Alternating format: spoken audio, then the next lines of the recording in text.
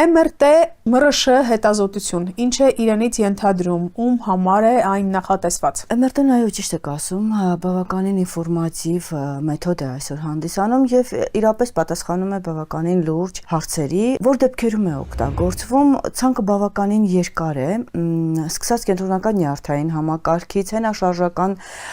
համակարգի օրգաններից, հոդեր, ողնաշար, ինչպես նաեւ ներքին օրգանների։ Մեծ քայլերով սկսում ենք օգտագործել նաեւ սրտի MRT-ն, թոքերի MRT-ն, աղեստամոքսային տրակտի MRT-ն, որ հատվածների հետազոտություններն են այսօր ավելի շատ պահանջված։ Միանշանակ դա ողնաշարի հետազոտություններն են, իսկ ողնաշարի մեջ միանշանակ ավելի շատ ոտկասրբանային հատվածի հետազոտություններն են, ամբողջ աշխարհում է այսպես, ոչ միայն մեզ մոտ։ Դրանք հիմնականում ողնաշարի դեգեներատիվ դիստրոֆիկ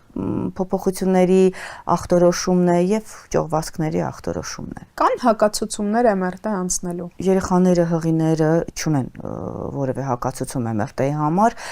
հակացուցում չի հանդիսանում նաև քանի անգամ եք դուք հետազոտվում, դուք դա լիմիտավորված չի, ինչքան որ անհրաժեշտ է, ինչքան որ ցուցված է, դուք կարող եք այդքան անգամ հետազոտվել։ Իսկ հակացուցումներից դրանք սրտի ռիթմավարներն են, դրանք մետաղական կոնստրուկցիաներն են մեր օրգանիզմում, MRT-ում թույլատրվող մետաղական կոնստրուկցիաներ են լինում եւ չթույլատրվող։ Այսինքն ազնիվ մետաղների պարագայում մենք իրավունք ունենք կատարելու MRT, իսկ ոչ ազնիվ մետաղներով կոնստրուկցիաները համարվում են հակացուցում MRT-ի։ Կան հստակ ցուցումներ մասնագետների կողմից, թե ինչպես պետք է պատրաստվել MRT հետազոտությանը։ Այո, եթե մենք հետազոտում ենք օրինակ կենտրոնական նյարդային համակարգը կամ հենաշարժական համակարգը, որի մեջ մտնում է ողնաշարը, հոդերը, դրանք որևէ պատրաստություն չեն պահանջում, այսինքն դուք հենց հիմա կարող եք անցնել այդ հետազոտությունները։ Եթե մենք խոսում ենք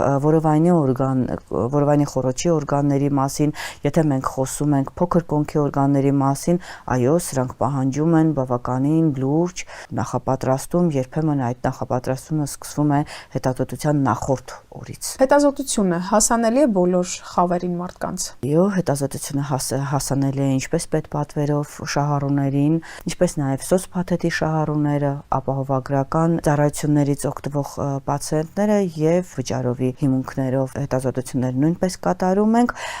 Մեր կլինիկայում Սուրբ Գրիգոր Լուսավորիչ բժշկական կենտրոնում երեկոյան ժամերին մենք ունենք նաև փոքրիկ զեղչեր։